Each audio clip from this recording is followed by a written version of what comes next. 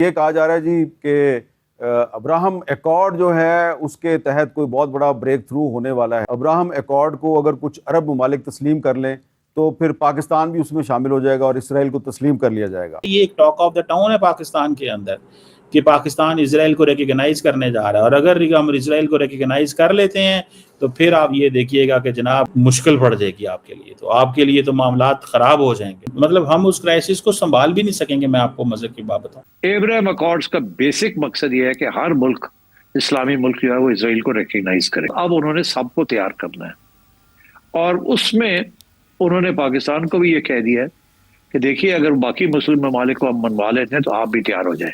یہ سورہ ال عمران اور المائدہ میں اللہ تعالیٰ نے فرمایا ہے کہ یہود و نصارہ کبھی آپ کے دوست نہیں ہو سکتے. ہمارا دیکھو، ہم نے تسلیم کیا ہوا ہے ہندوستان کو، ان سے بڑا تو دشمن ہمارا کوئی نہیں ہے. ان کے ساتھ کتنی جنگیں ہو چکی. ان فیکٹ اندر کی بات یہ ہے کہ ہمیں تو بڑی سخت تکلیف ہوتی ہے کہ اسرائیل نے انڈیا کے ساتھ اتنے اچھے تعلقات بنائے ہوئے ہیں کہ ٹرانسفر آف ٹیکنالوجی بھی ہو رہا ہے اور ان کی ہیلپ بھی ہو رہی ہے. رانا ثناءاللہ صاحب کا جو بیان تھا، انہوں نے کہا کہ جہاں مسلم بلاک جائے وہاں ہمیں جانا چاہیے، لیکن اسرائیل کو تسلیم کر لینا یا ابراہم ایکارڈ کا حصہ بن جانا یہ ایک بہت بڑا سوالیہ نشان ہے جو آپ کی اپنی سوسائٹی کے لیے بھی ایک چیلنجنگ سچویشن پیدا کر سکتا ہے. ہمارے ہاں پرابلم پتہ ہے کیا؟ اگر ہم اسرائیل کو ریکگنائز کر لیتے ہیں تو پاسبلٹی یہ ہے کہ وہ پاکستان کو دیکھا جاتا ہے نا جو مسلم لینس سے، کہ یہ وہ ملک ہے جو اسرائیل کے اوپر حملہ کر سکتا ہے یا اس کے پاس میزائل پاور ہے، شاید اس انداز سے نہ دیکھا جائے. دوستو نمسکار. جب سے اسرائیل بنا ہے تب سے کیول 2-3 مسلم کنٹریز کے علاوہ اسرائیل کو کسی اور مسلم کنٹری نے مانیتا نہیں دی ہے، کیونکہ وہ ایک یہودی دیش ہے. وہ یہودی اور مسلموں کی ایک بہت پرانی ہسٹری رہی ہے، اس لیے ان کی بنتی نہیں آپس میں. ان کا بس چلے تو یہ آج ہی اسرائیل پر دھاوا بول دے، لیکن یہ کچھ بگاڑ نہیں پاتے اس کا، کیونکہ اسرائیل ایک بہت پاورفل کنٹری ہے. اور موساد کے بارے میں تو آپ نے سنا ہی ہوگا، دنیا کی بیسٹ خفیہ ایجنسی کہا جاتا ہے اس کو. اور عرب دیش اور اسرائیل کئی جنگیں لڑ چکے ہیں آپس میں، جس میں عرب دیشوں کی بری طرح ہار ہوئی ہے ہمیشہ. اس لیے اب بس کیول ایران ہی بچا ہے جو ان پر ٹکر دیتا ہے، اور وہ آپ نے دیکھ ہی لیا ہوا بھی کچھ دنوں پہلے. تو بس کیول مذہب کی وجہ سے یہ سارے دیش اس کو مانیتا نہیں دیتے. اور عرب دیشوں سے بھی زیادہ مسلمان جو بنتا ہے وہ ہے پاکستان. وہ تو ان سے بھی ایک قدم آگے ہے اور کہتا ہے کہ چاہے کچھ بھی ہو جائے ہم اسرائیل کو نہیں مانیں گے. لیکن جب سے عاصم منیر نے لنچ کیا ہے ٹرمپ کے ساتھ، تب سے کہانی پلٹ گئی ہے، اور اب بہت جلدی پاکستان بھی اسرائیل کو ایز اے کنٹری مانیتا دینے جا رہا ہے، جسے لے کر پاکستانی میڈیا میں ڈر کا ماحول ہے.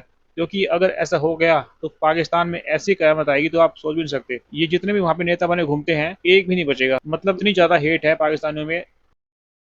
احمد یار صاحب، جب سے انڈیا پاکستان کی جنگ ہوئی تھی تو تقریباً ویک میں 1-2 بار وہ ٹرمپ صاحب کہہ دیتے ہیں کہ بھائی پاکستانی جو ہے نا وہ لیڈر بہت اچھے ہیں اور پاکستانی قوم بہت اچھی ہے اور وہ چیزیں بہت اچھی بناتے ہیں اور ان کی آرمی چیف بہت اچھے ہیں. مطلب آئے دن کوئی نہ کوئی بیان دیتا ہے. ایسا تو نہیں کہ وہ ان کو یہ ثابت کرنا چاہتا ہے کہ دیکھو ہمارا تو مطلب جو پرانا ایک اتحادیہ ہے انڈیا میں تو اس کو چھوڑ کے تمہاری سائڈ پہ ہوا ہوں، تو اب تم یہ اچھے بچے بنو اور اسرائیل کو تسلیم کر لو. صحیح سوچ کی طرف چل رہے ہیں. بات یہ ہے کیوں ہمیں اس قسم کی رائل ٹریٹمنٹ دی جا رہی.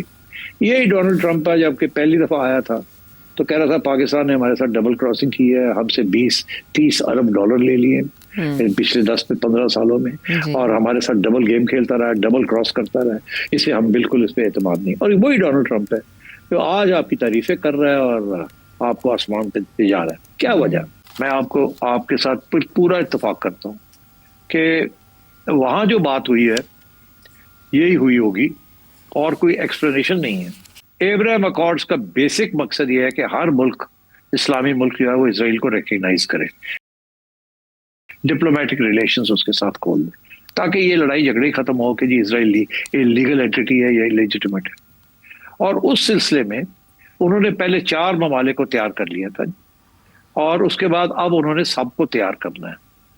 اور اس میں انہوں نے پاکستان کو بھی یہ کہہ دیا ہے کہ دیکھیے اگر باقی مسلم ممالک کو ہم منوا لیتے ہیں تو آپ بھی تیار ہو جائیں، آپ کو بھی کرنا پڑے گا. اینڈ آئی ڈونٹ نو ہماری طرف سے یہ جواب دیا ہوگا کہ دیکھیں گے جب وقت آئے گا، اگر باقی سب لوگ مسلمان ممالک تیار ہیں یہ کرنے کے لیے تو پھر ہم تو بہت دور بیٹھے ہیں. اگر وہ لوگ جن کے ویسٹڈ انٹرسٹ ہیں اس ریجن کے اندر وہ تیار ہیں تو ہمیں کیا اعتراض ہو سکتا ہے. ان فیکٹ اندر کی بات یہ ہے کہ ہمیں تو بڑی سخت تکلیف ہوتی ہے کہ اسرائیل نے انڈیا کے ساتھ اتنے اچھے تعلقات بنائے ہوئے ہیں کہ ٹرانسفر آف ٹیکنالوجی بھی ہو رہا ہے اور ان کی ہیلپ بھی ہو رہی ہے. اور ہماری ملٹری اسٹیبلشمنٹس نے کب سے کہتے تھے کہ کسی طریقے کے ساتھ یہ انڈیا اور اسرائیل کی لنک جو ہے اس کو کمزور کیا جائے، ہمارا بڑا نقصان ہو رہا ہے۔ تو بڑے لوگ ہیں یہاں جو یہ سوچتے ہوں گے کہ اگر اسرائیل کی ریکگنیشن ہو جاتی ہے اور سعودی عربیہ کر لیتا ہے تو ہم پھر ان کے ساتھ مل کے ہم بھی پھر کھڑے ہو جائیں گے، ایسی کیا بات ہے؟ اور ظاہر ہے کہ اگر جن کے یہ پرابلمز ہیں وہ ایکسیپٹ کر لیتے ہیں تو پھر what is the problem with this? اور اب تو یہ بھی سننے میں آ رہا ہے کہ انہوں نے حماس کو بھی تیار کر لینا ہے اور حزب اللہ کو بھی تیار کر لینا ہے کسی نہ کسی سٹیج پہ، because at the end of the day یہ حماس، حزب اللہ وغیرہ they all get the resources from some of these countries, especially Iran. اب ایران مانے یا نہ مانے، اگر باقی سارا ملک جو ہے وہ مسلمان ممالک جو ہے وہ تیار ہو جاتے ہیں تو آپ کس کھاتے میں کھڑے ہیں؟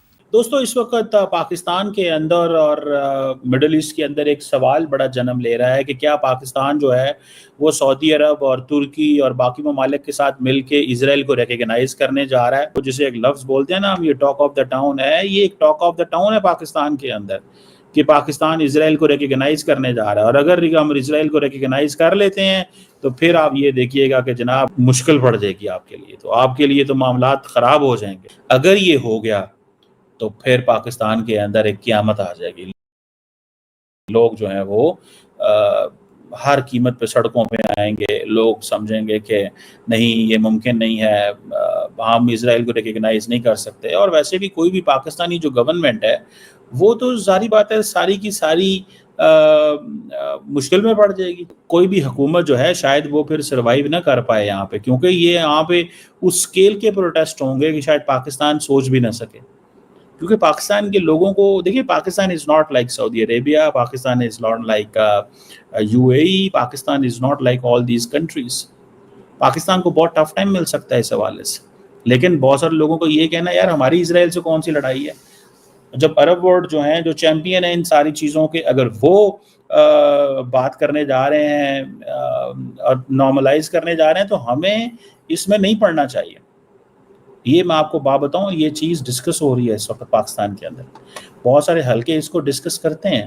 وہ ظاہری بات ہے، علیحدہ بات ہے کہ ہم اس کو وہ کس طرح لے کے چلتے ہیں یا کس طرح وہ ہوتی ہے، لیکن یہ لوگ اس کے اوپر کمنٹ کرتے ہیں کہ دیکھیں یہ ہم وہ ٹھیکیدار تو نہیں ہے مڈل ایسٹ کے، وہاں پہ کیا ہوتا ہے کیا نہیں ہوتا، ٹھیک ہے، لیکن یہاں پہ پاکستان کے اندر جس نے اسرائیل کو ریکگنائز کر لیا، سمجھے وہ حکومت تو کبھی بھی سوچے بھی نہ، وہ پولیٹیکل پارٹی تو کبھی سوچے بھی نہ کہ وہ کبھی سروائیو کر سکتی ہے یا اس کی جو پوزیشن ہے وہ بہت کوئی اچھی ہو سکتی ہے۔ مجھے نہیں لگتا، میں نہیں اس کو تصور کرتا، مجھے اٹ سیمس می کہ یہ ایک بڑے پیمانے پہ ایک چیز ہوگی، اور وہ کس طرح کی ہوگی، کیا ہوگی، اس کے کرائسس، مطلب ہم اس کرائسس کو سنبھال بھی نہیں سکیں گے، میں آپ کو مزے کی بات بتاؤں۔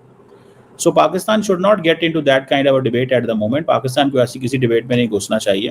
اس کی وجہ یہ ہے کہ اگر پاکستان ایسی ڈیبیٹ میں چلا جاتا ہے تو یہ آپ سمجھ لیں کہ gone are the days when they will be normalization. جب آپ کے ملک کے اندر نارملائزیشن ہوگی وہ پھر آپ بھول جائیں اس چیز۔ ہمارے یہاں پرابلم پتہ ہے کیا ہے؟ اگر ہم اسرائیل کو ریکگنائز کر لیتے ہیں تو پاسبلٹی یہ ہے کہ وہ پاکستان کو دیکھا جاتا ہے نا جو مسلم لینس سے، کہ یہ وہ ملک ہے جو اسرائیل کے اوپر حملہ کر سکتا ہے یا اس کے پاس میزائل پاور ہے، شاید اس انداز سے نہ دیکھا جائے اور ہمیں کوئی مشکلات نہ ہو، ہم وہ نارملائزیشن، اور کیونکہ انڈیا اسرائیل کے تعلقات ویسے ہی بہت اچھے ہیں تو ہمارے لیے بھی بہت امپورٹنٹ ہے کہ ہم وہ اس چیز میں رہیں۔